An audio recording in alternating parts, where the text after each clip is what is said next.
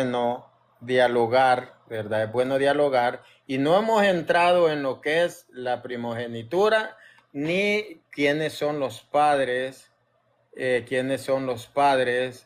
de los hermanos de Jesús. Una cosa es hermanos de Jesús y otra es hijos de María. Eso no existe en las escrituras. Marco Torres, ¿cómo está?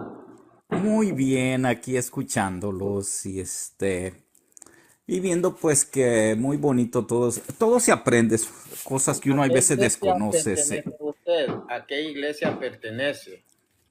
¿A qué iglesia pertenezco?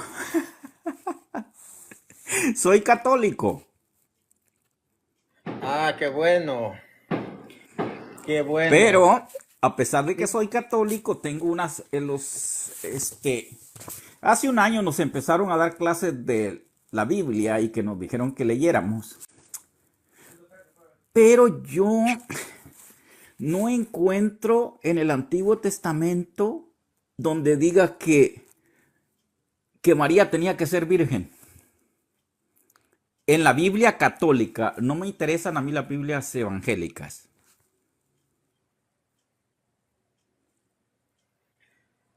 Bueno, no sé si usted haya estudiado, no sé si usted haya estudiado lo que menciona, Oh, sorry, disculpe. lo que menciona, bueno, yo le quiero dar respuesta y quiero que vayamos al grano. Si usted tiene alguna objeción aparte de esa, déjeme decirle de que la puede hacer porque pues usted dice que es católico, aquí dicen que no es católico, pero yo le quiero creer a usted y le quiero decir que, por ejemplo, en el griego estaba en la Septuaginta, estaba en San Mateo, perdón, en Isaías 7:14, decía, la Partenos está encinta. Dice, eh, la Virgen, se le dará una señal. La Virgen encinta, Isaías 7:14. Yo voy a cumplir con darle el texto 7:14. El Señor pues le dará esta señal. La Virgen está encinta y da a luz un varón a quien le pone el nombre de Emanuel, es decir, Dios con nosotros. Entonces, esto, este pasaje en la Septuaginta, que fue la versión usada generalmente por la iglesia cristiana primitiva, en la versión griega decía la Partenos, que es la Virgen, está encinta. Isaías 7:14 en el texto hebreo decía la joven está encinta. Dos versiones, una hebrea que era de las personas que no aceptaban a Jesús en el tiempo de Jesús, no lo aceptan, y está la griega, la versión griega que es la Septuaginta, que utiliza a Jesús y los escritores del Nuevo Testamento. Entonces, San Mateo va a utilizar esa palabra. San Mateo va a utilizar esa palabra en San Mateo 1. Vamos a ver. San Mateo dice,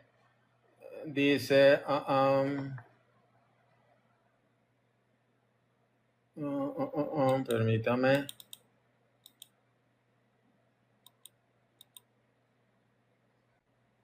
San Mateo 1:23. San Mateo para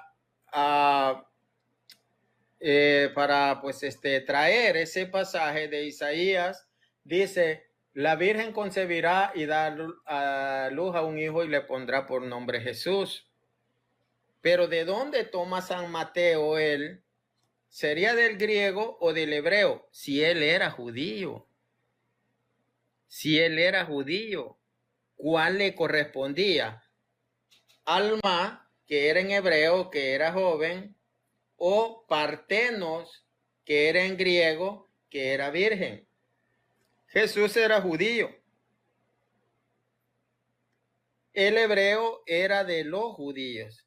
¿Cuál utiliza Jesús? Utiliza Partenos, griego, virgen. Utiliza, perdón, San Mateo. Entonces ahí está. San Mateo toma de la versión griega y dice, la Virgen concebirá y dará a luz a un hijo y le pondrá por nombre Emmanuel. Entonces, eso, permítame, en San Mateo 1:23. Entonces, esa es su respuesta. No sé qué más pueda pues comentar, porque ahí está lo que usted estaba preguntando, Marco Torres. Ajá, sí, lo único que en la Septuaginta a mí no me queda claro porque la Septuaginta solo eran los primeros 5 libros de la Biblia antigua. Lo demás fue ya inventado. Y si usted lee al principio cualquier versión de la Septuaginta, lo dice al principio. Todas, cualquiera, o sea, no importa qué Septuaginta usted lea, al principio dice que solo eran los primeros 5 libros. Era, bien, sí, señor, era al principio, en un principio, así como cuando San Jerónimo empieza a escribir los evangelios. Entonces, tiene un principio y luego se sigue la traducción de los demás. Sí, primero es el Pentateuco, pero luego se traduce lo demás, porque si no, Jesús, ¿de dónde leyó lo que dice, lo que dice Eclesiástico 28:2?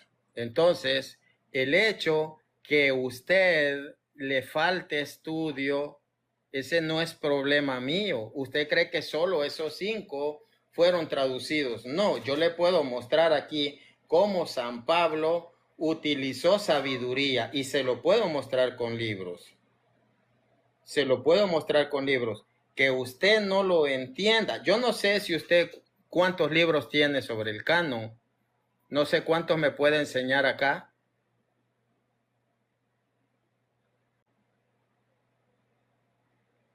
¿Dónde basa usted esa enseñanza y cuántos libros me puede mostrar acá usted que dicen eso, de que pues solo la Septuaginta solo tenía el Pentateuco? Así es que si usted pues no acepta eso, pues ese no es problema mío. Yo le voy a enseñar, saludo a mi hermano Samuel, yo le puedo enseñar cómo para el tiempo de Cristo, los escritores del Nuevo Testamento usaron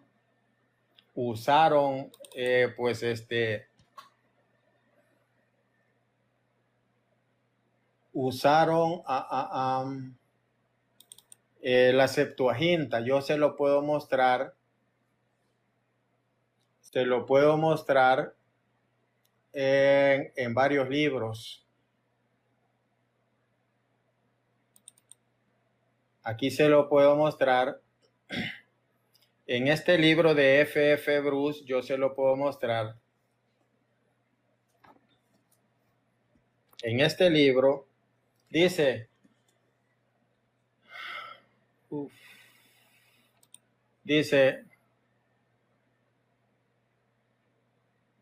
aunque los escritores del Nuevo Testamento utilizaron todos la Septuaginta en menor o mayor grado, ninguno de ellos nos dijo cuáles eran los límites o cuántos tenía. Dice,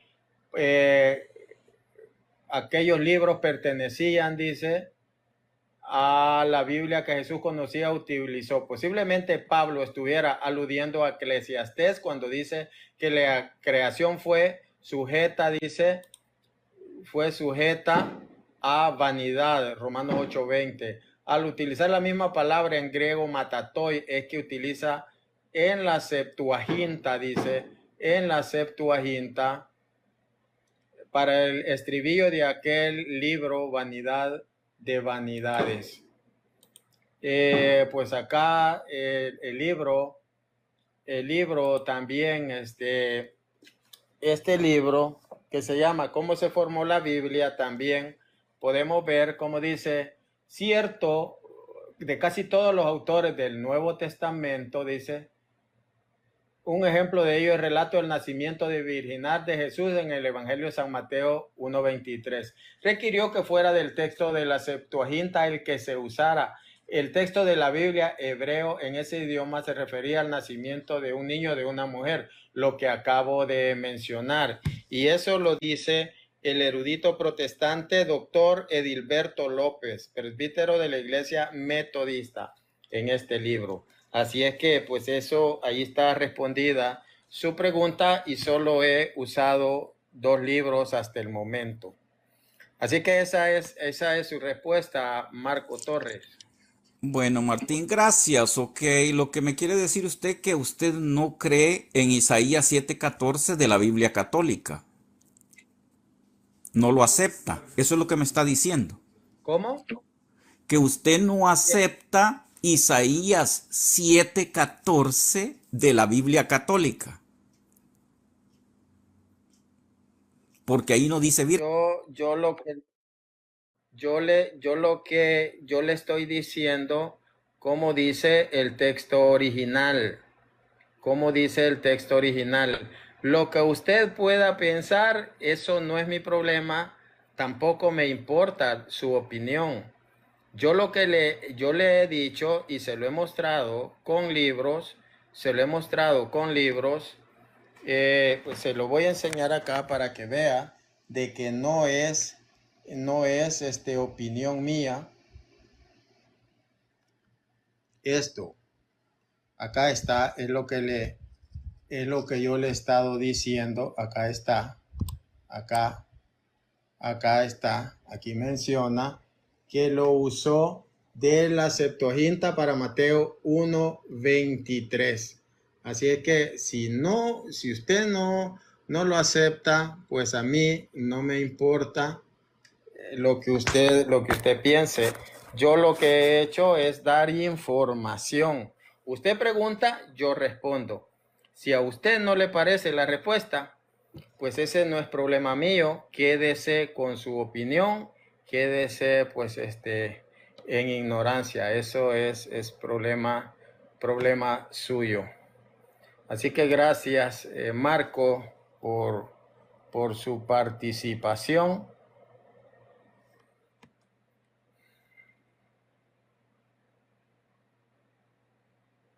¿Qué tal?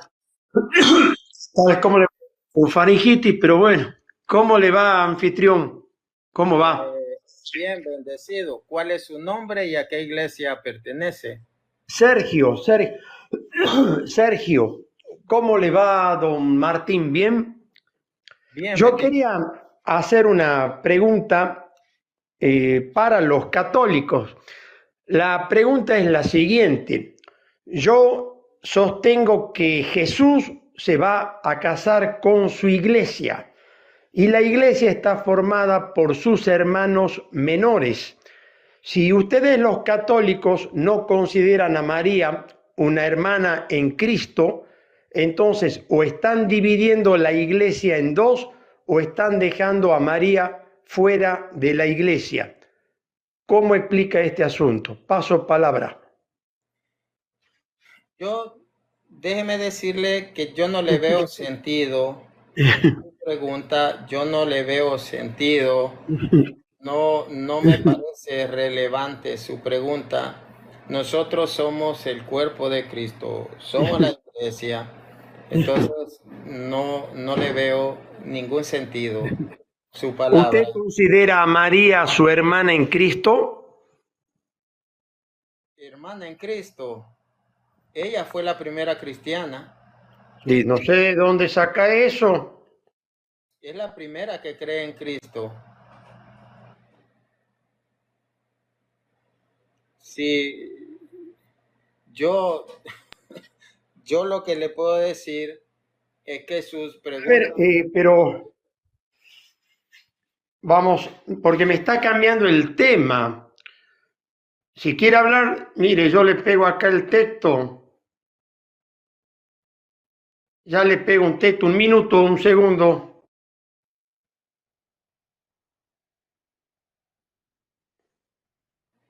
Ahí está, no puedo escribir. Yo no le he preguntado si María es la primera cristiana o no. Lo que yo le he preguntado, si usted considera a María su hermana en Cristo.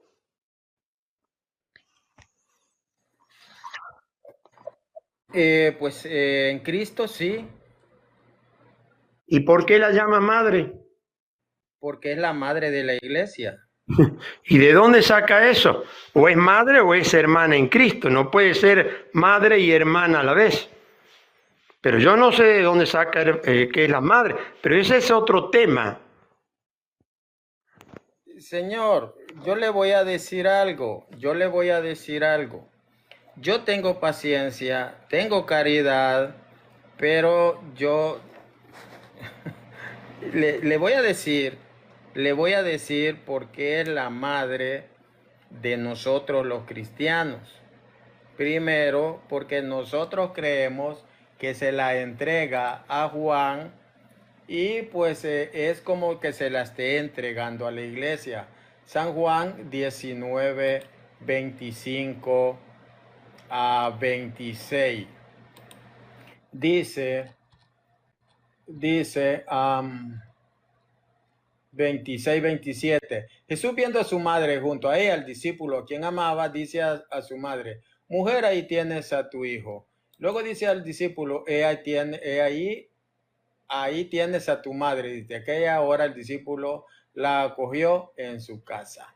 Entonces, esa es una parte. Luego, en Apocalipsis 12, nosotros podemos ver, usted lo puede aceptar o no puede aceptarlo. Eso no me interesa.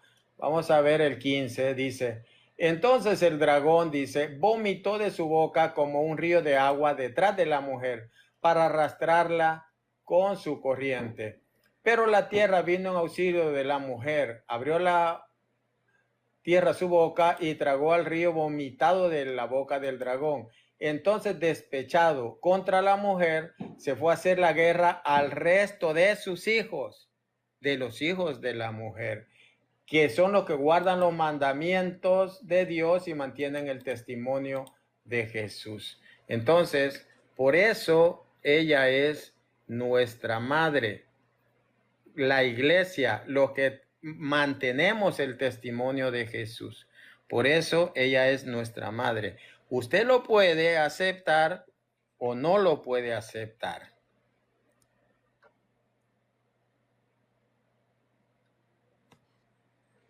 Usted acaba de admitir que Jesús dijo, ahí tienes a tu madre, en singular. O sea que Jesús no considera que las discípulas que estaban ahí con él, incluyendo el malhechor arrepentido, hayan sido sus hijos, porque le está hablando solamente a Juan en singular. O sea, usted ha cambiado la palabra tienes por tienen en plural. Apocalipsis 12, 17. Ahí tienes a tu madre o ahí tienen a su madre. ¿Cómo dice el texto, el pasaje de Juan? Tienes en singular. Dice en singular, pero nosotros, la iglesia nos enseña que allí estamos como iglesia recibiéndola como madre. Ahora, por eso le di Apocalipsis 12, 17. Apocalipsis 12, 17, que dice el resto de sus hijos, que son los que retienen el testimonio de Jesús. Pero Jesús le está dando solamente a Juan en singular, no a toda la iglesia. Por eso les repito, ahí estaban las discípulas de él, incluyendo el malhechor arrepentido, y no dice la palabra. Señor, está escuchando ¿Está escuchando lo que yo estoy hablando?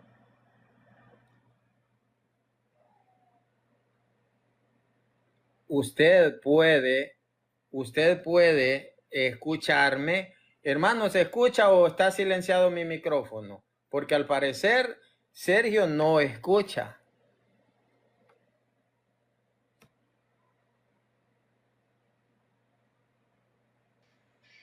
Hable. Al parecer usted no escucha. Yo le dije, Pero, Apocalipsis 12:17, ¿quiénes son los hijos de la mujer? a ver, ya no solo que me ha cambiado de tema, sino que la pregunta que yo le hice, razón por la cual subí a su live, no me la respondió todavía. Señor, yo se la respondí. No se quiera venir a hacer acá de que usted es el refutador. Usted trae tonterías, a preguntar tonterías. Yo se lo respondí y dice, me ha cambiado de tema. Usted es el que ha ido preguntando, ¿por qué le llaman madre? No venga a acusarme a mí y no se venga a hacer el sabiondo. No. Realmente yo quiero tener caridad y yo le quiero escuchar, pero La pregunta mía primera fue si usted considera a María su hermana en Cristo. ¿Sí o no? Responda sí o no, para que hermanos, todos sepamos la respuesta y conozcamos. ¿Sí o no? hermanos, le ¿Sí o no? respondí sí o no. Contesten allí, le respondí sí o no. Sí le respondí y le dije, ella es la primera cristiana. Eso le dije. Entonces, yo no sé en qué está usted, pero yo no tengo tiempo, Señor, para perder mi tiempo con cosas que no tienen sentido. No, pues si va a agregar algo más de importancia, si no, pues esto no tiene sentido.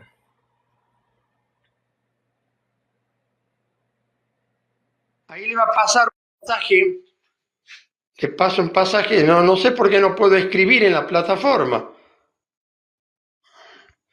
¿Por qué no se me permite escribir en la plataforma?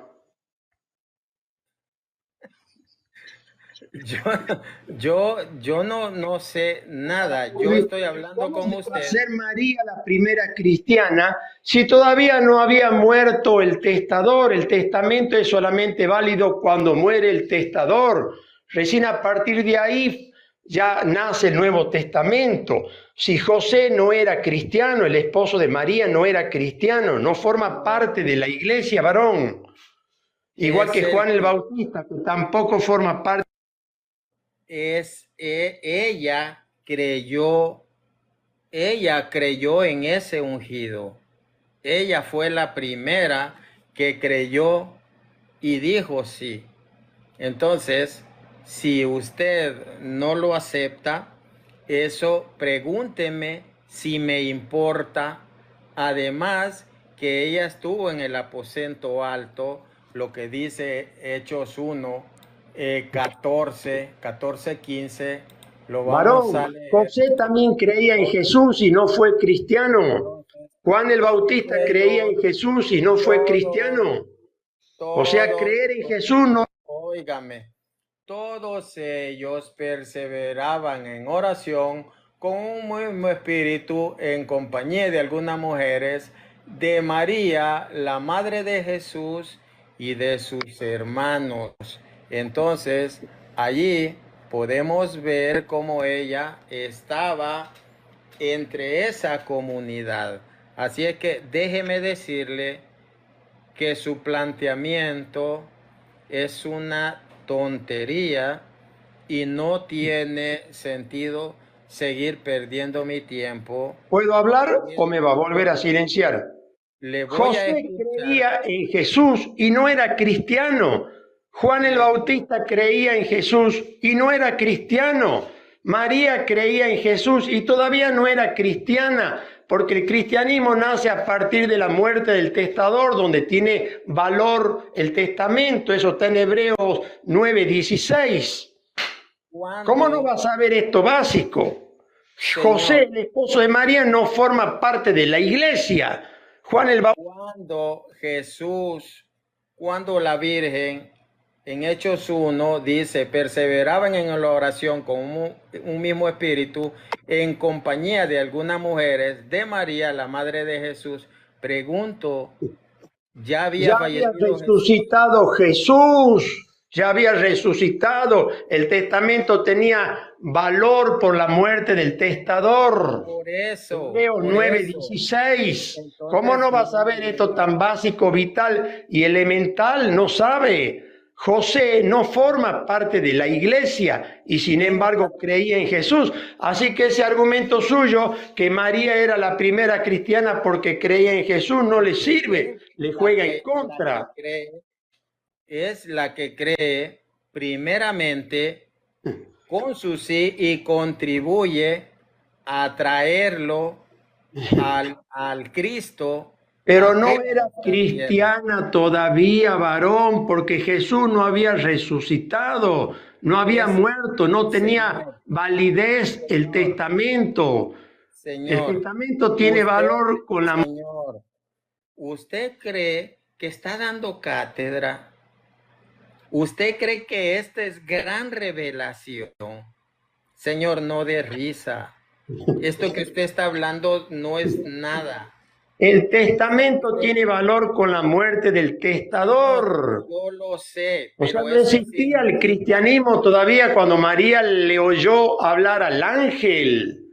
¿Y quién Usted está, argumenta que María es la oiga, primera cristiana porque le oyó hablar al ángel, pero si ni siquiera se había bautizado María, tuvo que esperar 30 años hasta que Jesús comenzara el ministerio, diera a conocer su doctrina, muriera y a partir recién de la muerte del testador, como dice Hebreos 9:16, tiene validez el testamento, no antes. Por eso es que José, el oiga, esposo de María, aunque haya creído en Jesús, no es cristiano, no forma parte de la óigame, iglesia. ¿cuál Juan el es? Bautista lo mismo. ¿Quién está hablando de Juan el Bautista? Le voy a decir algo. ¿Cuál es Bueno, su yo aporte, estoy hablando, le pongo como ejemplo, señor? porque José creía en Jesús. Ese Señor, es el argumento suyo. señor, ¿cuál es? ¿Por qué subió aquí? ¿Para qué subió? ¿Cuál es su aporte? Que ustedes no consideran a María una hermana en Cristo. La dejan fuera de la iglesia. Porque Usted me preguntó y yo le dije que sí. Usted me preguntó y yo le dije que sí. Entonces, no ponga palabras que yo no he dicho. No ponga palabras que yo no he dicho. Ahora, ¿cuál es su aporte? ¿Cuál es su aporte? Porque esto no es nada, lo que usted ha dicho, eso no es nada.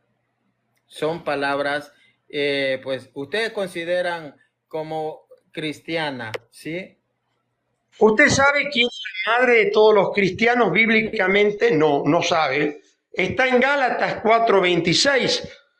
Es la Jerusalén de arriba, que es madre de todos nosotros. Obviamente el apóstol Pablo no era el hijo de María, no la consideraba María como su mamá.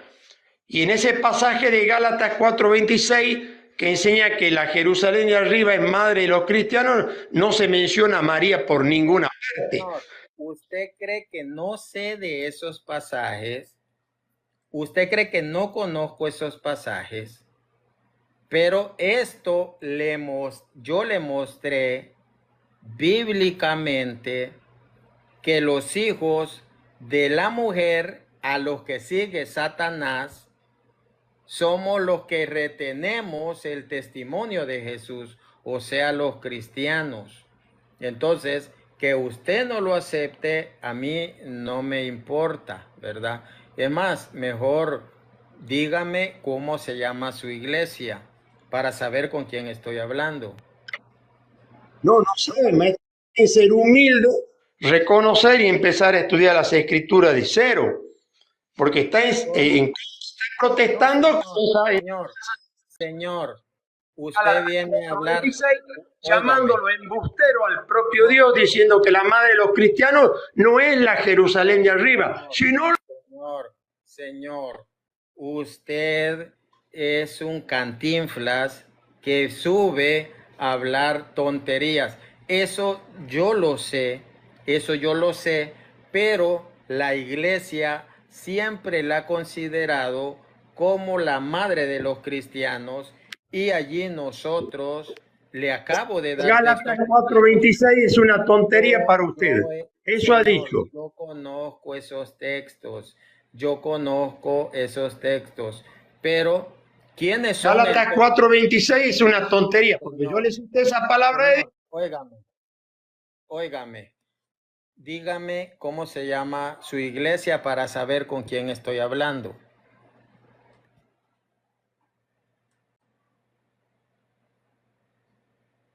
Le escucho, encienda su micrófono. Le voy a dar una oportunidad. ¿Cómo se llama su iglesia? Pero yo digo a la misma iglesia que pertenecía al apóstol Pedro, Juan, Pablo, entre otros. ¿Cómo se llama su Iglesia que lleva su nombre, porque el nombre de la iglesia de Cristo es el nombre de la localidad donde se halla. ¿Cómo se llama su iglesia? Yo soy de la iglesia de Cristo, en cambio ustedes de la iglesia católica. Señor, mire la diferencia.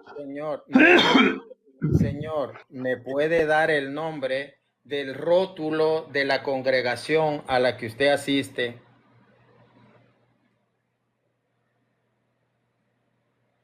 Eso es lo que estoy esperando. ¿Cómo se llama? ¿Usted es pentecostal, es bautista o a cuál pertenece?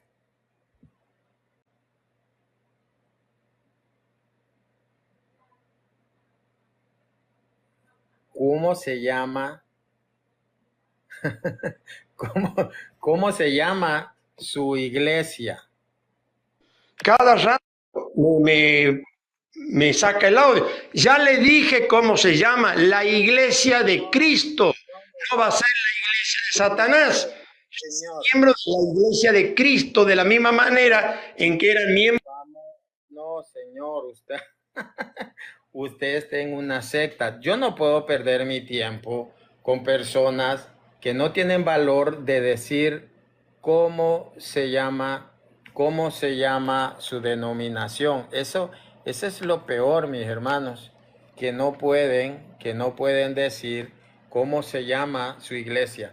Yo digo, mi iglesia se llama Iglesia Católica Apostólica con sede en Roma. Yo lo digo porque yo lo puedo mostrar que es la apostólica que estuvo desde Cristo hasta nosotros. Yo lo puedo mostrar con fuentes católicas, con fuentes protestantes y con fuentes seculares. Yo lo puedo mostrar sin ningún problema. Así es que, pues, vamos a escuchar a, no sé por qué no enlaza, Miguel Maciel. No sé por qué no enlaza, quizás es su internet.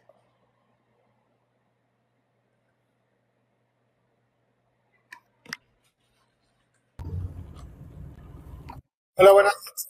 Vamos, ¿Qué tal? Soy ¿qué Julio tal, mi César. hermano? ¿Cómo está? Bien, ¿Qué gracias. Soy tal? Julio César Pérez. Soy de la secta católica Besayesos Apostólica. Oye, solo quería hacerte un comentario con respecto a la charla anterior, en donde se habla de que María no conoció a José hasta, es muy insistente en decir hasta. Y es que tenemos que leer la carta de Samuel la segunda, donde habla precisamente de que Micael no tuvo hijos Sí. hasta que murió. Sí, entonces, pues obviamente es imposible que Micael haya tenido hijos después de muerta. Pero la Biblia es muy precisa cuando dice hasta. Si me permites buscar la cita, dame 10 segundos, por favor. Sí, sí, sí.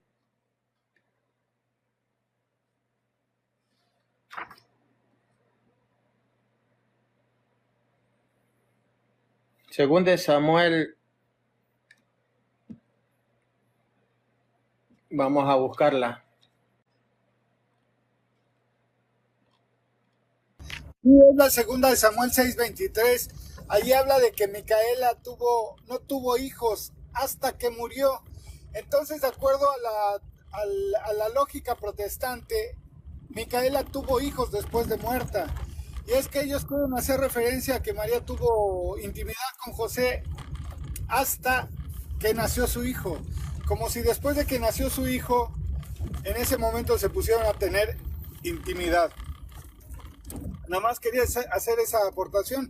Micaela no pudo tener hijos después de que murió. Bien, mi hermano, pues en ese tema hablamos con el pastor William, pero él no, pues realmente una persona muy educada, pero no respondía cuando yo le pregunté. Él dice que María, dice, era Judas era hermano carnal de Jesús. Le digo, léame Judas 1:1. ¿Por qué dice Judas, hermano, siervo de Jesús y hermano de Santiago? ¿Por qué no dice hermano de Jesús? No, es que como Judas era cristiano, él no podía hablar en lo carnal. No, siempre buscan. Eso es triste porque siempre buscan sacarle la vuelta al texto bíblico. Entonces, es lamentable que no son honestos. Vamos a darle paso al hermano Samuel. No son honestos, mi hermano, realmente con lo que la palabra de Dios menciona. Mi hermano Samuel, ¿qué tal? ¿Cómo se encuentra?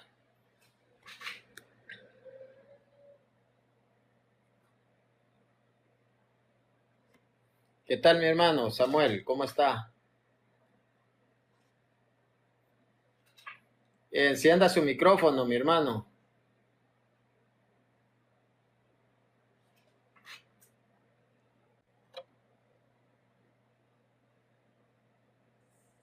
Bendiciones, hermanos. Disculpen, no les escuchaba bien. ¿Cómo están? Un gusto. Bendecido, mi hermano. Me preguntó algo, hermano. ¿Qué tal? ¿Cómo está? Muy bien, gracias a Dios, bien bendecido. Aquí escuchando las cosas que suceden hasta en TikTok, ¿no? Hasta en las mejores familias. Tremendo. Por eso le escribía yo, ¿no? La pregunta se le devuelve a él. Si María entonces era hermana de Jesús o era mamá de Jesús.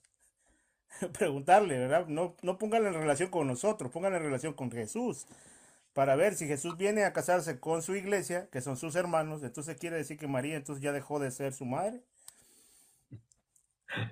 Entonces, no, y el pasaje de Gálatas capítulo 4 hace referencia a la iglesia triunfante, ¿no? La Jerusalén celestial, que también la iglesia reconoce a su identidad, pero como madre de también todos los cristianos, o sea, no se contradice, al contrario, complementa, pero sabemos de que la hermenéutica, solo escritura, secuestrando un versículo bíblico, a veces simplemente no funciona, y desde ahí quieren hacer referencia, ¿no? Si entonces la Virgen María, que fue la que dio a luz a Jesucristo, Dios encarnado, no es nuestra madre en ese Mi hermano. sentido, entonces, ¿por qué San Pablo en Efesios hace referencia de que nosotros somos adoptados, ¿verdad? Como hijos por medio de Jesucristo?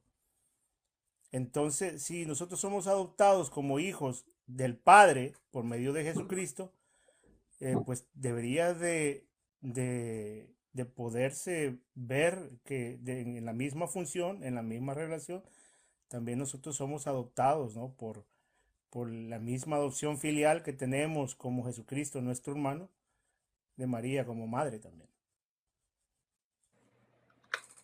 Hermano, una pregunta, hermano.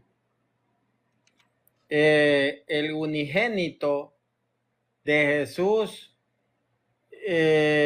¿Cómo es realmente?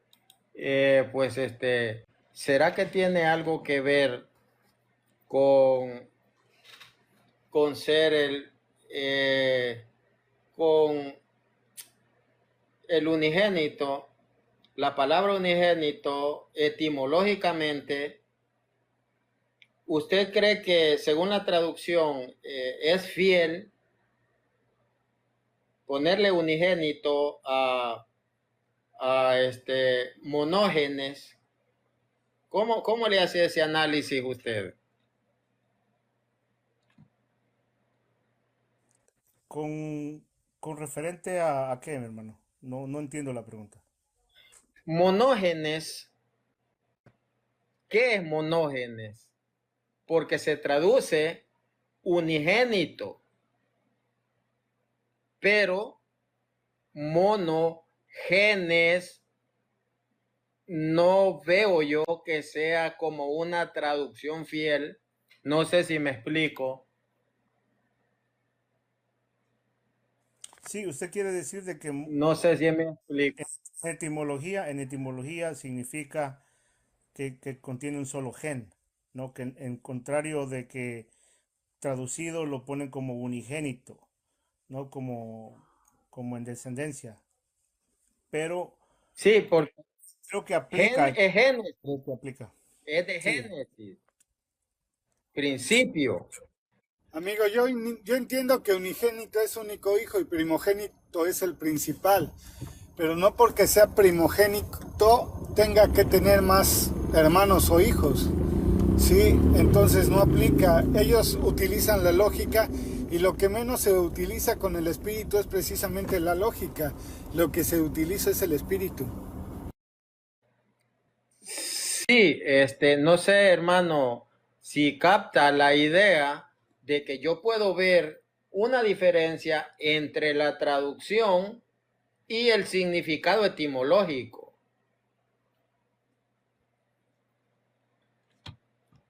Hermano Samuel, no sé sí, si vea usted eso, lo que sí, es monógenes, porque eso unigénito se lo quieren aplicar a cualquier hijo de vecina. Monógenes, genes viene de génesis o principio. Yo pienso que por ahí puede estar lo que es la consustanciación, que es consustancial al Padre. No veo yo como una traducción fiel ponerle unigénito a monógenes, porque Génesis veo que es de una misma especie. Si podemos, no sé si puede ver el interlineal ahí, cómo se traduce el monógenes. Allí unigénito.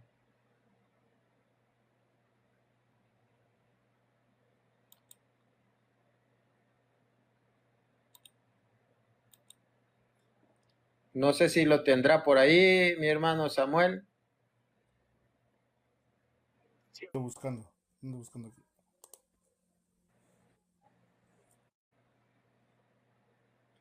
Yo he estado meditando sobre eso.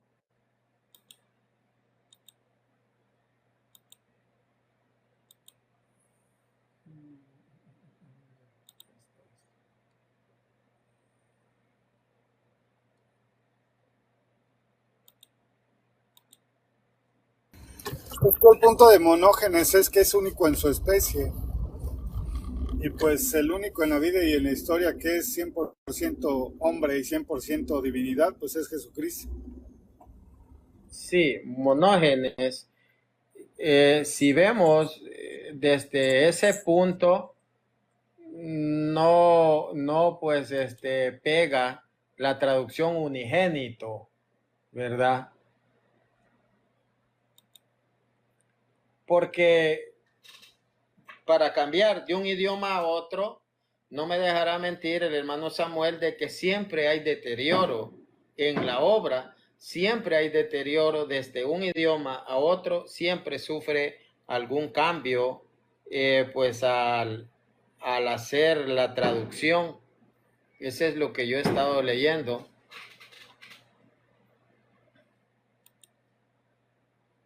No sé por qué no me sale acá lo de monógenes.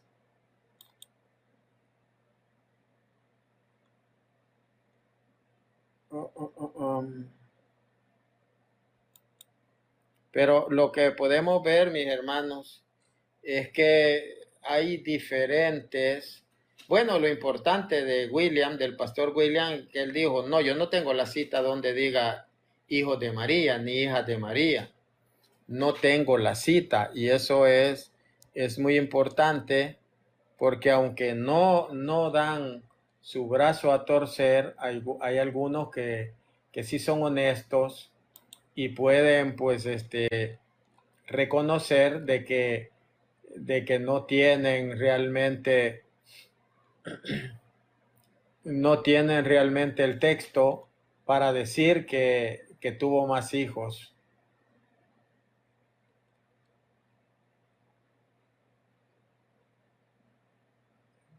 Pero donde diga que Judas y Santiago son hijos de María, esposa de, me parece que es Zebedeo, y luego los otros dos hermanos son hijos de María, esposa de Cleofás,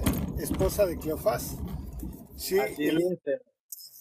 es de Canaán, o sea, nada tiene que ver porque Cristo era de Nazaret. O sea, es imposible que fueran hermanos de carne.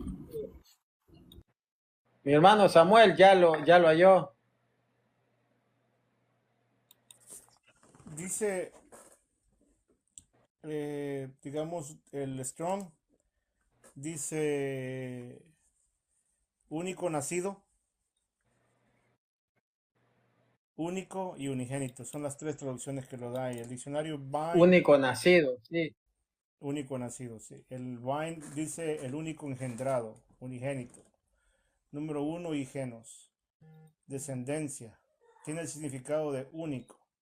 De descendencia humana. En Lucas 7:12, hijo único de su madre. También en el 8:42 y 9:38. Ese término tiene una connotación de afecto, así como de unicidad, para Hebreos 11:17. Yo creo que el contexto es lo que lo dice, mi hermano, como Juan 1:18, que dice: a Dios nadie lo vio, jamás. Dice. El unigénito Hijo que está en el seno del Padre, Él le ha dado a conocer. Entonces, la, el unigénito quizás sí se puede utilizar más que todo por el contexto, ¿no? Quiere decir que Jesucristo es engendrado, casi como lo decimos en el credo apostólico nosotros, engendrado del Padre antes de todos los siglos.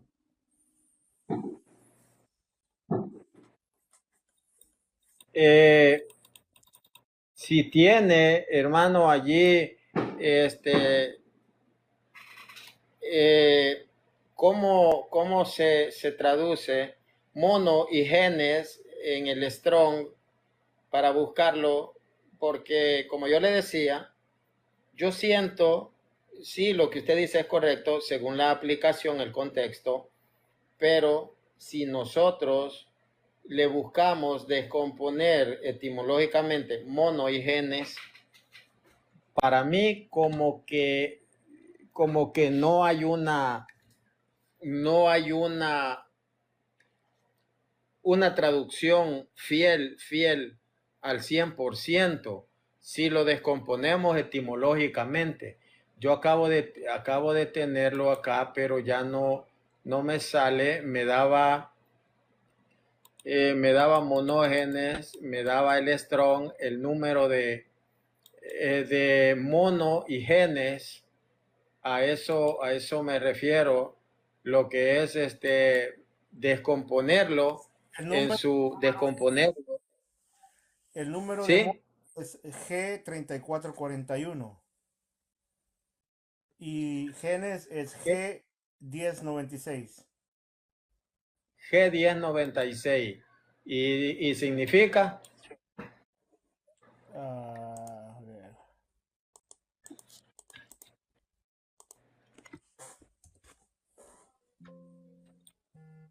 oh,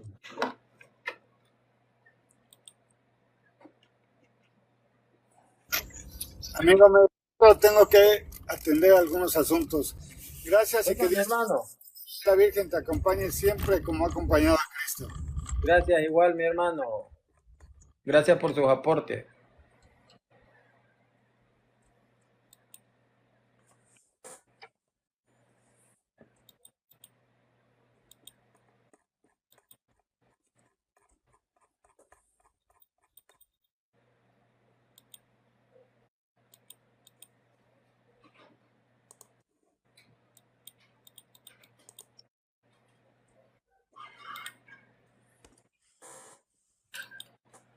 Mi hermano, ¿y cómo Dice está? 1096. Sí, le escucho. Ginomai, dice, es 1096, que es la segunda, dice prolongado y voz media de un verbo primario hasta que sea gen o erar, reflexivamente llegar a ser, usado con gran latitud, literalmente, figurativamente, intensivo, etc. Acabar, acercar, acontecer, alcanzar, caer, cesar, comportarse, construir, constituir, continuar, convertir, cumplir. Dios nos libre, dividir, divulgar, efectuar, espantar, expulsar, gobernar, hacer, intervenir, levantar, librar, llegar, suceder, temblar, venir y volver. En primera instancia dice llegar a ser. Gen. O Eso, generar. sí. Por eso yo decía que es un mismo venir, un mismo llegar a ser, es como un mismo origen. Podría ser, aquí dice producir, quedar, quitar, reducir, salir. Entonces, como un mismo principio, porque si dice venir, surgir, entonces yo siento por ahí como unigénito, siento de que la palabra se queda corta para en sí lo que es el significado etimológico. Eso es lo que yo puedo, que yo puedo sentir. Siento que tiene que haber algo por ahí que me pueda dar más luz sobre el caso. No sé cómo vea usted. Sí, puede ser. Yo subía porque también se me hacía que utiliza mucho el razonamiento, el hermano que se subió para preguntar de que si Jesucristo venía por su iglesia, se iba a casar con su iglesia, ¿no? Y la iglesia somos todos los bautizados, los cristianos. Entonces dejábamos afuera a la Virgen María. Cuando no es así, o sea, se está hablando dependiendo de en qué función y en qué relación se habla la Virgen con nosotros. En esencia por naturaleza, incluso lo dice también el Papa Pablo VI en una constitución apostólica que se llama la devoción de la Santísima Virgen María, que María dice es nuestra hermana, no por naturaleza, pero que se entiende que en virtud, ¿verdad? En la relación que ella tiene propiamente con el Hijo, ¿verdad? Y nosotros reconocemos que Jesucristo es nuestro hermano mayor, entonces de la misma manera como Dios nos adopta a nosotros como hijos en el Hijo, pues de la misma manera llegaría a alcanzar la misma analogía a la Virgen María, ¿no? Nos adopta a ella como hijos por el Hijo. Sí, eso es claro. Aquí están diciendo, hermano, que leamos San Mateo 13:55. ¿Será que le suena ese texto o nunca lo he escuchado? San Mateo 13:55, que dice, y no están sus hermanas. ¿Creen que no hemos escuchado esos textos? Llegaron tarde. Mi hermano, ¿y cómo está usted ahí con su ministerio, con su enseñanza? Estamos bendecidos, gracias a Dios, mi hermano. Ya ve que para la gloria de Dios tenemos el trabajo de Rica o OICA, como se llama ahora en día, el rito de iniciación cristiana para adultos, que es un programa para inicialmente hermanos separados cuando vienen y se adoptan la fe, abrazan la fe, para poder ser recibidos en la iglesia y empezar el camino catecumenal para poder recibir los sacramentos. Entonces, este es el primero y luego tengo, gracias a Dios, bendecido un grupo allá de varios hermanos, hombres y mujeres, que también reciben un retiro de iniciación y por consiguiente se le trata de dar un poco de formación para que puedan inicialmente a, a buscar la conversión, ¿verdad? Y después la doctrina teológica para que entiendan o conozcan mejor lo que creen. Qué bueno, mi hermano. Fíjese que en mi parroquia, el domingo pasado fueron las confirmaciones. Fueron más de 100 que se confirmaron y entre ellos 43 adultos. Oh, Esa es una qué bendición, bueno, hermano. Imagínese tener 2 años para pues, afilarla a estas personas en la fe, mi hermano. La iglesia tiene que qué aprovechar bueno, mucho qué bueno. de mucha bendición y me alegro que a usted, pues, le haya surgido esa oportunidad, pues, para despejarle dudas a los hermanos que salen del protestantismo, ¿verdad? Porque salen con muchas dudas y pues quién mejor que usted para aclararles, testificarles, ya que usted estuvo en el protestantismo. Muchos no saben acá, hermano, que usted fue practicante, que usted es salvadoreño y pues que usted pasó varios años en el protestantismo y volvió, gracias a Dios, por medio de los videos del Padre Luis y de su estudio. Sí, gloria a Dios. Se sabe, ¿verdad? Para que nadie ponga entredicho qué es lo que sucede. Se sabe de que la fe es una virtud, ¿no? Teologal. Es es un iluminar que Dios hace en cada persona que recibe la fe, ¿verdad? Y eso es como usted lo dice, sí las vías, los medios que Dios utilizó para poder yo dar un paso al frente, ¿no? Para abrazar la fe. Entiendo de que todo es por gracia, ¿verdad? Pero sí, así es, fuimos por casi 18 años eh, miembros y muy activos de iglesias protestantes, iniciando por pentecostales y luego bautistas. Pero por virtud y gracia de Dios, pues me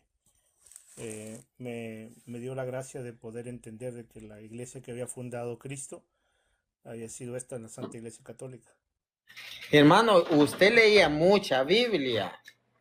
Entonces, porque dicen, yo cuando era católico no leía la Biblia y ahora que soy cristiano, ahora leo la Biblia. ¿Cómo es esto, mi hermano? Eh, sí, gracias a Dios sí leí bastante. Mm, cuando incluso yo era bastante jovencito, era un niño todavía. La formación era a través de dibujos, incluso utilizaban imágenes y se me hacía raro, ¿no? Y usaban imágenes y una cita bíblica abajo, que nosotros la coloreábamos y teníamos por tarea que aprenderla de memoria. Y sí leí, gracias a Dios, bastante la Biblia. Y sí, quizás es un defecto que se tiene ahorita dentro de la iglesia mucho, que aunque va minimizando cada vez más, gracias a Dios va disminuyendo el, el- el- el poco estudio de la palabra de Dios que existe en la iglesia, pero el aprendizaje, la enseñanza, lo que es la parte teológica doctrinal de la iglesia, aquel que la maneja bien, porque hay personas que están muy preparadas en la materia, o sea, el decir de que la mayoría, ¿verdad? O que mucha gente no lee Biblia, puede llegar a ser quizás una caricatura de lo que verdaderamente también sucede, porque hay muchísima gente que también sabe de Biblia y muchísima gente que es experta, ¿no? Utilizando las herramientas que tiene la iglesia para la disponibilidad. Entonces, por gracias a Dios, me di cuenta y he conocido mucha gente que está muy preparada, ¿verdad? Universidades, catedráticos, doctores en Sagrada Escritura, que incluso cuando hay cuestiones como estas, de que se pone entredicho, incluso, digamos un ejemplo, como el hermano decía, ¿no? Isaías 7:14, cuando nosotros vemos la hermenéutica que empuja quizás una traducción, es donde vamos a poder entender el por qué una palabra cambia. Por decir un ejemplo, ¿no? Lucas 1:38, cuando dice salve, incluso era una pregunta, ¿no? Que yo como evangélico en aquel entonces entendía que salve no significaba lo que verdaderamente significa, ¿no? Sino que significaba quizás que necesitaba salvación, la Virgen, por falta de conocimiento en la materia. Entonces cuando me convierto a la iglesia y entiendo cuál es el significado de la palabra salve, eh, y me la quitan, digamos, un ejemplo como la traducción de Jerusalén latinoamericana, varias Biblias, ¿no? La Biblia latinoamericana, quitan la palabra salve y le ponen alégrate. Entonces, yo como persona que practico, ¿no? El diálogo ecuménico con hermanos no católicos, incluso me hacía un poquito de ampolla, ¿no? Ese cambio, utilizarlo para poder ver en sí el sentido de lo cual está empujando la Biblia, porque cuando usted va a Juan capítulo 19, versos 2 y 3, eh, allá no lo cambian, sino que allá sí le ponen, ¿no? Salve, rey de los judíos. Entonces, no me servía en la traducción a veces para poder aclarar, ¿verdad? El, por lo menos el sentido de lo que significa la palabra, o qué es lo que el ángel Gabriel está diciendo a la Virgen.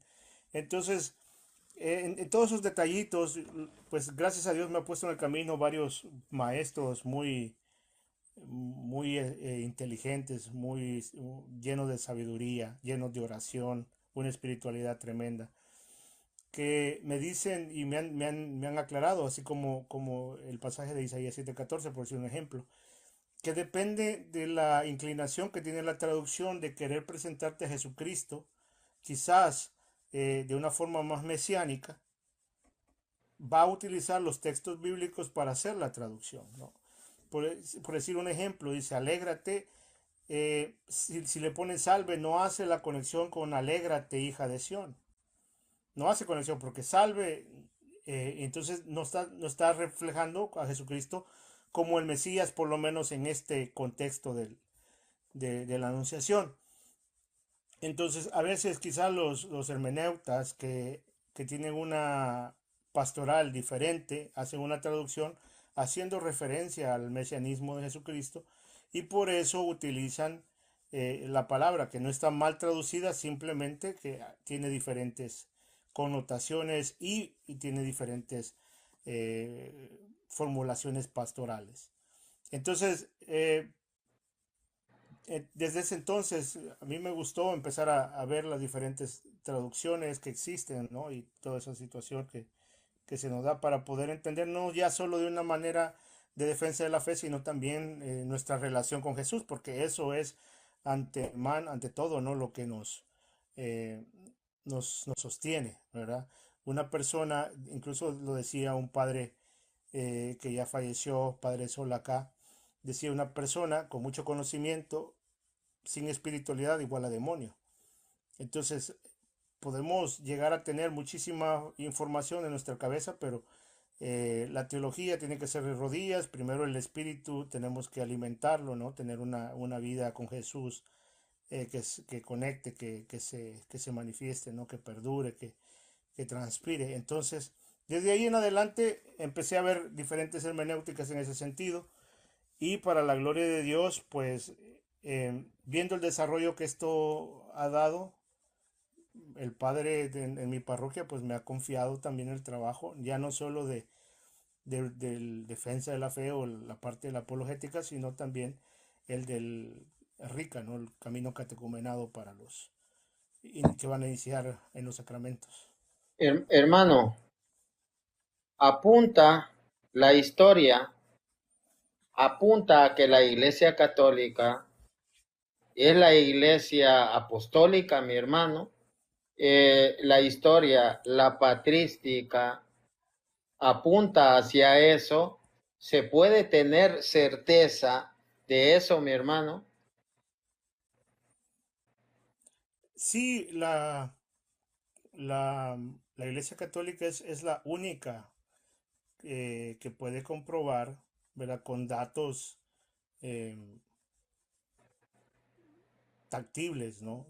Históricos, que es la que desciende, ¿no? De Jesucristo, de que no hay no hay una separación en el legado apostólico en sucesión desde el inicio. Es la única. Sabemos de que a través de la historia nos puede, así como nosotros podemos llegar a conocer, digamos un ejemplo, aquellos que viven acá en Estados Unidos. Yo les pongo bien sencillo este ejemplo, ¿no? Y también a los diferentes países. Ustedes van a saber que el que los representa como país está ahí porque el pueblo lo elige. Y si el pueblo lo elige, ¿verdad? Tiene una autoridad absoluta del mando de la nación. Y esta se va siendo de generación en generación, ¿verdad? Entonces, por decir un ejemplo, les digo, acá nosotros sabemos de que tenemos a Biden como el presidente de la nación. Y antes de él fue Donald Trump, y antes de él fue Obama, creo. Y así sucesivamente van a encontrar hasta que la nación de Estados Unidos se independice, o sea, van a conocer el origen. Así sucesivamente van a buscar en todos los países, van a encontrar ese tipo de, especialmente ya después de, del descubrimiento de este nuevo continente, ¿no? Van a ir viendo el origen de cada república. Entonces, de la misma manera, vamos a ir viendo que los gobernantes de nuestra iglesia son los únicos que pueden, sin ninguna duda, manifestar, probar que, que ellos son verdaderamente los que han sido instituidos, ¿no? Para gobernar la iglesia. Eso, Entonces, eh, dígame. continúe. Entonces yo creo que es una persona que simplemente niegue esa verdad, pues simplemente el prejuicio es el que lo domina. Ojo, ¿no? Con esto no quiero decir de que lo acepten, ¿verdad? Como propio, ¿no? Y que se conviertan. El Señor en su tiempo les dará la gracia quizás de poder hacerlo, porque todo es por gracia. Pero es una realidad histórica que no la pueden negar, así como les acabo de decir, ¿verdad? Del legado que tienen los presidentes en cada nación. Entonces, ya así como los legados, ¿no? Eso no quiere decir incluso, póngale un ejemplo, dirá que el legado de un presidente de toda la nación no quiere decir de que esta institución es divinamente creada, ¿no? O asistida, ¿verdad?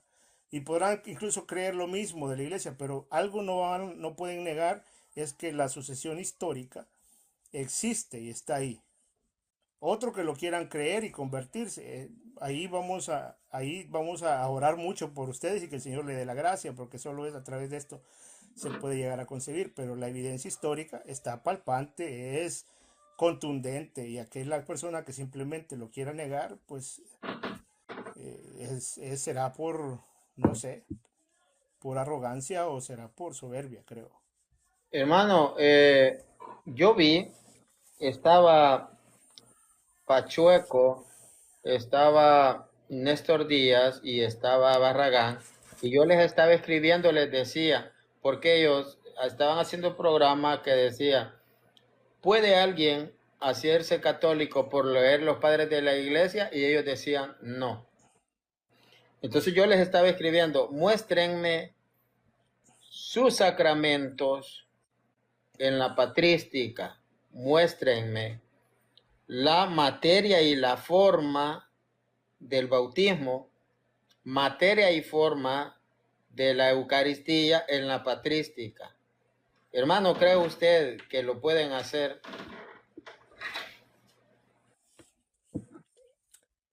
En las iglesias protestantes o en la patrística.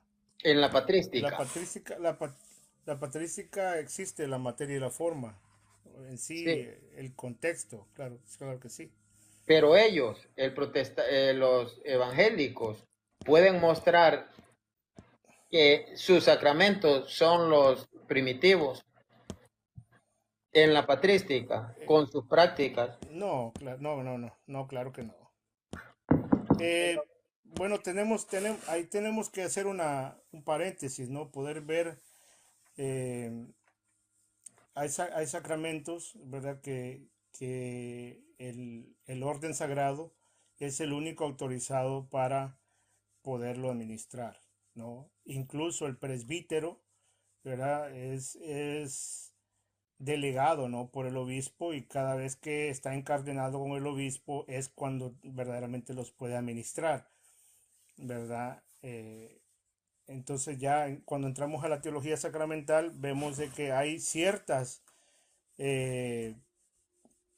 cosas, ¿verdad? De que la iglesia incluso permite y acepta, ¿no? Cuando se hace referencia, como digamos un ejemplo, al bautizo, tal y cuando se utilice la materia y la forma como se reconoce en la iglesia, se puede llegar a considerar como válido, ¿verdad? Pero los sacramentos que son necesarios para salvación, ¿no? Y son únicamente administrados a través del orden sagrado, esto no lo pueden hacer absolutamente nadie más que la iglesia católica y las que están en comunión, ¿no? Y con ellas. Y usted ve que al igual que mi persona, estuvimos en el protestantismo, usted ve que la materia del bautismo es la misma que usó la iglesia primitiva que la que usan los evangélicos. No, claro que no. Ellos allá en El Salvador, cuando yo iba a la iglesia, le llamaban fresquitop, ¿no? Lo que aquí en Estados Unidos le llaman Kool-Aid. Lo que utilizaban para dar en forma de supuesto vino, ¿no? Y las galletas, pues las más económicas que pueden agarrar en la región, ¿no? Allá me acuerdo que en mi caso daban la que le llaman galleta salada, un trocito. Con dip es buena. Con dip o con Martín, paté. buenas tardes. Buenas tardes. Martín, buenas tardes. Mire, desde México, Martín. Yo nada más le estoy hablando con el corazón en la mano para agradecerle por ser un buen maestro para mí. A usted lo estoy siguiendo desde hace muchos años. Recuerdo el día que confrontó a Albornoz en vivo y a todo color ahí. Y a pesar de sus limitaciones y todo, fue una causa de un orgullo muy grande para mí. También cuando tenía sus dolores en su pie que no tiene, me acuerdo muy bien, lo he estado siguiendo en las redes. Es motivo de un orgullo para una persona que es un siervo de Dios como usted, Martín. Que defienda la fe a capa y espada, Martín. Hombres como usted hay pocos y son un ejemplo a seguir. que a pesar de todo, sigue firme en la fe y no tiene, no a todo el mundo le da en la tabla, como dicen en mi tierra, con la palabra de Dios, Martín. Es para mí motivo de orgullo para ser católico tener un siervo como usted, Martín. Ese es mi comentario que quiero hacerle. Y gracias a sus enseñanzas he aprendido yo a debatir con los protestantes, sigo su canal y me es muy edificante todo lo que comenta Martín. Era todo lo que le quería yo decir. Gracias, mi hermano. Dale mis respetos hasta El Salvador, ¿verdad? O Guatemala. El Salvador.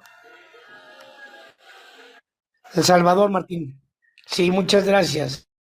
Aquí desde México Capital, le mando un fuerte abrazo y que Dios me lo bendiga. También a usted, Samuel, un saludo muy grandioso, donde quiera que se encuentre. Le mando un saludo y un abrazo virtual. Y les mando una bendición en el amor de Cristo que Dios nos dio. Y muchas gracias por recibir mi llamada. Un placer, mi hermano. Un placer. Dios los bendiga. Hasta luego. Me retiro. Gracias. Amén. Bendiciones. Bueno, gracias. Dios le bendiga, mi hermano. Todo esto es para gloria de Dios. Porque el hermano Samuel sabe que él no buscó meterse en Amén, estos así líos. sea. El hermano Samuel ni yo no buscamos meternos en estos líos. Porque yo tengo varios libros, pero el hermano Samuel tiene una fortuna en libros, mi hermano Samuel. Una Y todavía fortuna. siguen agregándose. Una fortuna. Me comentaba un hermano y me dice, hermano, he estado viendo mi biblioteca, tengo cerca de $10,000 en libros, me dice. Imagínese, hermano. Entonces, Le voy a compartir el último, que como en esencia de teología, este es el último que estoy... Introducción a la doctrina social de la Iglesia. qué bendición, mi hermano. Sí, Qué la verdad bendición. es que más que todo la doctrina social de la Iglesia hace referencia a la necesidad de salir a las periferias, ¿no? De no ser evangelizador de tocador o de escritorio, ¿verdad? Hace referencia a tomar al mundo como tal y cual es y dialogar con él, ¿no? Entre la diferencia que tenemos con la caridad que existe, ¿no? Que debemos de reflejar como el ser Cristo para los demás. Pero también eh, hace referencia a los malos entendidos que existen dentro de la que es la eclesiología de la Iglesia, por decir un ejemplo, aquellas personas que están en contra del Concilio Vaticano, o hace referencias a que existen errores, supuestas contradicciones, ¿no? Que existen en concilios ecuménicos. La vez pasada estaba viendo, ¿no? Incluso cuando, no sé si alcanzó a ver un video de Jonathan Ramos, que se quedó Sí, al final con el hermano izquierdo, creo que se llama, ¿no? Y, sí, y le empezó a dar una clase de hermenéutica, ¿no? De cómo se interpreta los concilios.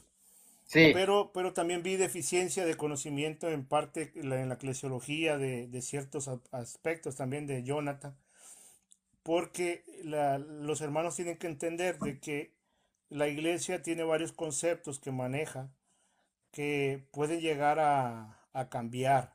Por decir un ejemplo, hay algo que se le llama dentro de la eclesiología doctrina eh, irreformable.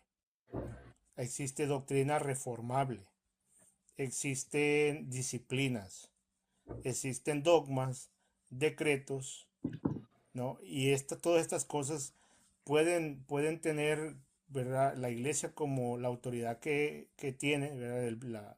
Del pueblo de Dios en la tierra, tiene la facultad de cambiar, ¿verdad? Ciertas cosas cuando son especialmente doctrinales, pero son reformables. Las que son irreformables, no. Y y las doctrinas irreformables, por decir un ejemplo, muchas veces no han sido elevadas a dogma porque nunca ha habido un ataque a la doctrina. Entonces hay doctrinas irreformables, ¿verdad?, que han existido a través de toda la historia, que a veces son elevadas a dogma. ¿Por qué? Porque ya hay un ataque directo a esa enseñanza, a esa doctrina. Entonces, pero como la doctrina no se puede cambiar y hay un ataque directo, entonces es elevada a dogma para que todo católico haga asentamiento de intelecto y de voluntad a lo que la iglesia está enseñando. O sea, en pocas palabras, deje de preguntar. Esto es lo que enseña la iglesia, y usted, por muy saberlo todo que se crea, usted tiene que hacer asentamiento y creer en fe, en virtud de la fe, porque ese es un don sobrenatural que no viene de la razón, que entonces sería fe natural, no viene de la razón, para que usted pueda someterse y estar en comunión con la iglesia. Entonces, son elevados a dogma, pero hay muchísimas doctrinas irreformables que todavía no han sido elevadas a dogmas. Y hay doctrinas que son reformables, que la iglesia las va implementando y adaptando según las circunstancias del tiempo y a veces de región y cultura. ¿Qué quiere decir? De que hay doctrinas que incluso pueden llegar a cambiar en ciertos continentes, porque tienen otra cosmovisión de cómo ven el aspecto social, ¿verdad? Y hay disciplinas, que las disciplinas también pueden ser, cambiar, la iglesia tiene la facultad de cambiarlas con el tiempo, ¿no? Disciplina, no dogma. Porque No, disciplina. eso. Este es mi último libro, mi hermano. La historia de los papas, de Juan María Laboa Gallardo. Estaría bueno de leerlo. Sí, buenísimo. Entonces, mi hermano, pues realmente esto que hacemos, usted sabe de que siempre hay algo en el corazón que nos dice, pues, o que nos da tristeza, que quisiéramos disponer de más tiempo para leer. Pero el tiempo, pues, tenemos, todo es necesario. Igual, pues, tenemos que trabajar, mi hermano. Entonces, usted no puede agarrarse un mes, decir, estos libros los voy a leer y ya no voy a trabajar. No, no se puede. Entonces, nosotros como cristianos, pues católicos, no vivimos del diezmo, no vivimos de ofrenda, sino que vivimos de nuestro trabajo. Imagínese, hermano, que usted le pudieran decir, vaya, ya no trabaje, dedíquese a leer y a enseñar. Eso pues sería diferente, pero usted ofrenda su dinero y su tiempo porque lo que usted aprende no es para usted, sino que es para los demás.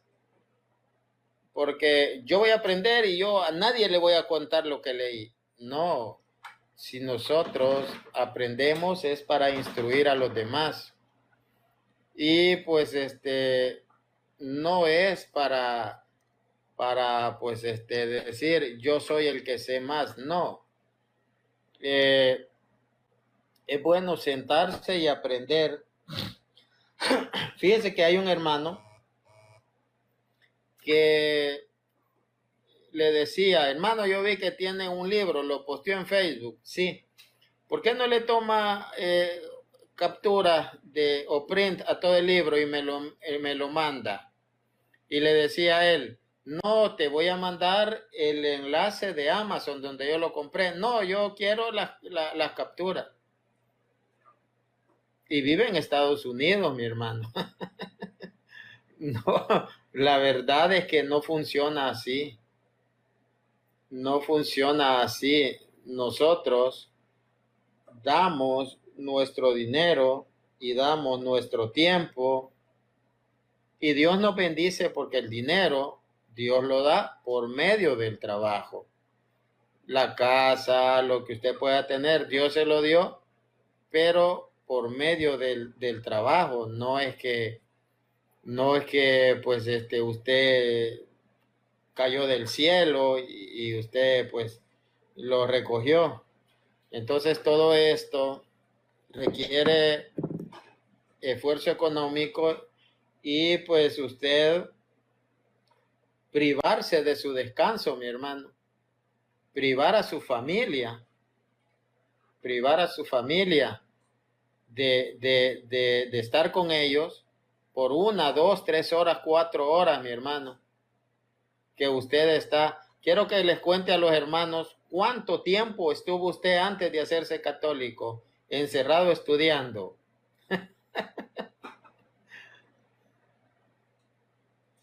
Sí, fue una crisis muy, muy grande porque es lógico uno cuando esas cosas le empiezan a hacer ruido, empieza a pensar en la familia, empieza a pensar en los amigos, en todo el mundo, pues entonces eh,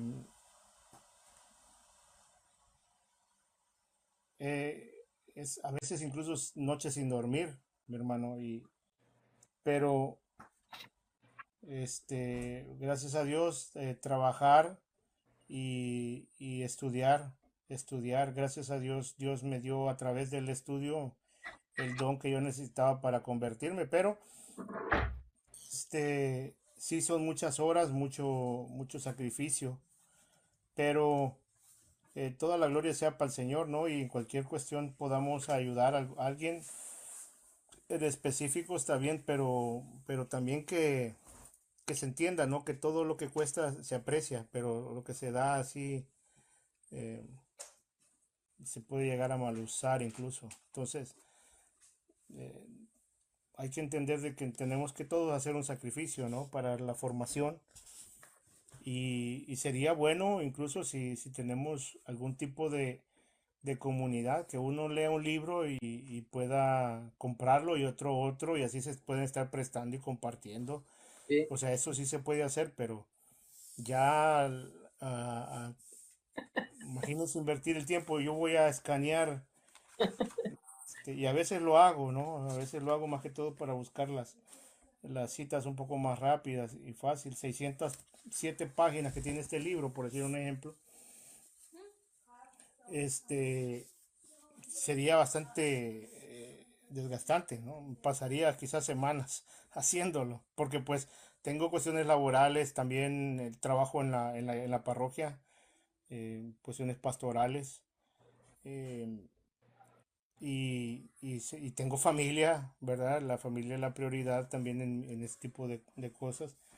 Entonces no alcanzaría el tiempo para hacerlo todo lo que se debe. Aunque en el tiempo de cuando yo me estaba ya despertando para conocer la iglesia, sí, ¿no? Prácticamente lo puse todo a un lado y por mucho tiempo, casi un año, me aventé estudiando para que pudiera yo poder comprender mejor lo que el Señor ya me había dado el don de la fe, de creer en Él, ¿no? 1 año, hermano, ¿y cuánto estudiaba al día? No, es que casi ni dormía. Era todo el día, no salía para nada, mi hermano. Sí, hasta las ojeras se me habían hecho más que el de lo normal, más grandes, híjole. Eran casi que por lo menos 20 horas, a veces 18 horas diarias. Era bastante fatigante, pero lo que me movía era que yo me, me fascinaba, mi hermano, lo que venía descubriendo. Y como el Señor venía iluminando, no el entendimiento, es que me iba gustando, o sea, me fascinaba. Era como como lo dice el Evangelio, ¿no? Como un tesoro cuando uno lo descubre, ¿no? Entonces, eh, no me molestaba a veces levantarme a medianoche, porque donde menos ruido había, ¿no? Y levantarme y a leer un libro, irme para la sala, al comedor y seguir leyendo. Mm, descubrí a los padres de la iglesia, descubrí varios libros de eclesiología, mm, eh, que me fascinó, la verdad, lo que aprendí de ellos y vi ya con otros ojos a la comunidad de cristianos, a la revelación, ya la entendí con otros ojos también. Ya la hermenéutica fallida que tenía de secuestrar un versículo bíblico y sacar una doctrina de ella no funcionaba. O brincar, ¿no? Como de un verso a otro para hacer una hermenéutica que empujara quizás la misma fe o la misma creencia que yo tenía. Ya no era la misma manera porque ya no era solo la Biblia, incluso el mismo concepto de solo Biblia eh, fue quizás uno de los primeros que el Señor me libró de la venda, ¿no? De los ojos, porque pude entender de que así como cuando defiendo la realidad de Dios con un ateo, y así como un científico, ¿no? Empieza a poder querer probar una tesis que formula, primero cree en que algo puede llegar a suceder y después viene y prueba eso que cree, ¿no? Va a través de ejercicios queriendo probarlo. Entonces, yo pude entender que de la misma manera creo, ¿no? En el legado apostólico que el Señor dejó, la institución. Hablamos del nuevo Moisés, ¿no? Así como lo dice incluso San Pablo, ¿no? Habla de Jesucristo como el Moisés. ¿Cuál fue la función de Moisés? Establecer un sistema jerárquico que arropara la escritura, ¿no? A la escritura, aquella escritura que Dios le había dado, ¿no? Le había revelado. Entonces, el sistema jerárquico que tenía la potestad, la autoridad de definir, ¿verdad? O declarar lo puro y lo impuro. Entonces, cuando Jesucristo viene y establece los 12, alcanzó a percibir de que hace el mismo ejercicio y se refleja, ¿no? En Mateo capítulo 18. Entonces, cuando yo alcancé a entender esto, que este es el querer de Dios, que Dios en el momento de darnos la revelación necesita de hombres idóneos, ¿verdad? Que van a ser asistidos por el mismo Dios para la interpretación de lo que el legado que nos ha dejado, ¿no? Entonces, vemos de que incluso allá en el Pentateuco hace referencia a la formulación de dogmas. Veo cómo se pueden llegar a desarrollar esos dogmas a través del consejo, ¿verdad? Cuando nombran anatemas, que quiere decir maldito, ¿no? Cuando hace referencia a los mandamientos.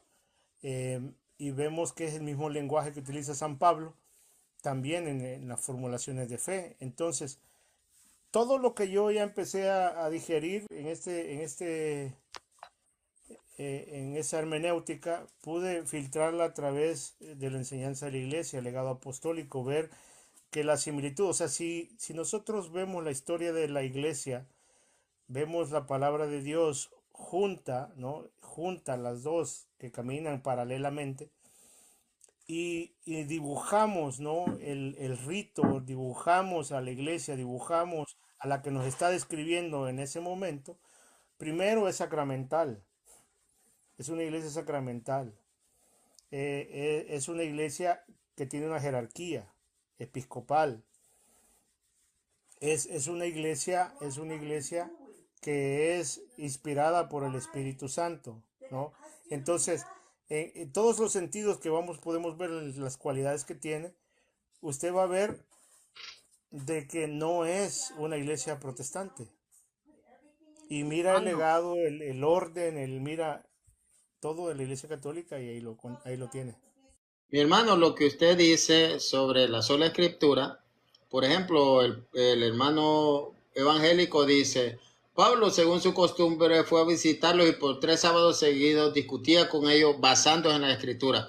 Ven que no dice la tradición, ven que no dice el magisterio, pero separan a la persona de San Pablo de las escrituras. Entonces, ¿será que todos somos San Pablo?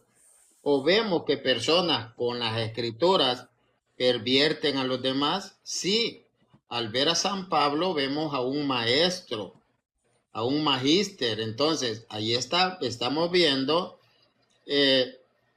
escritura y también vemos magisterio.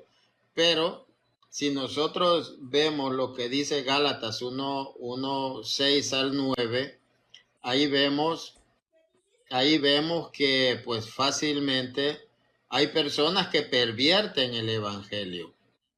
Entonces, una persona no autorizada para enseñar, mi hermano, como dice allí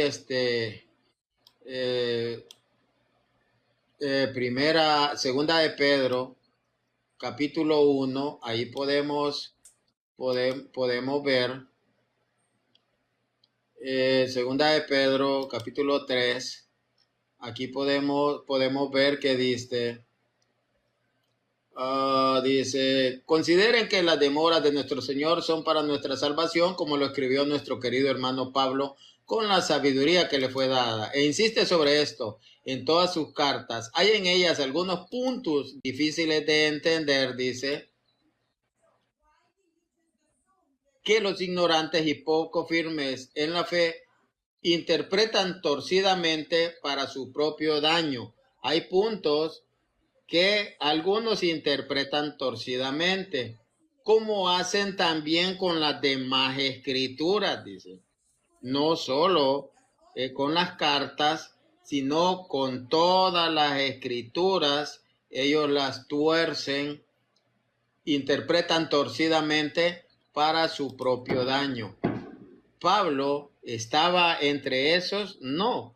Por eso dice el 17, segunda de Pedro 3:17. Así pues, queridos, estando ya advertidos de que hay unos que tuercen las escrituras, ya estando ya advertidos, tengan cuidado para que esa gente extraviada que tuerce la escritura no los arrastre a los que estaban firmes y los haga caer.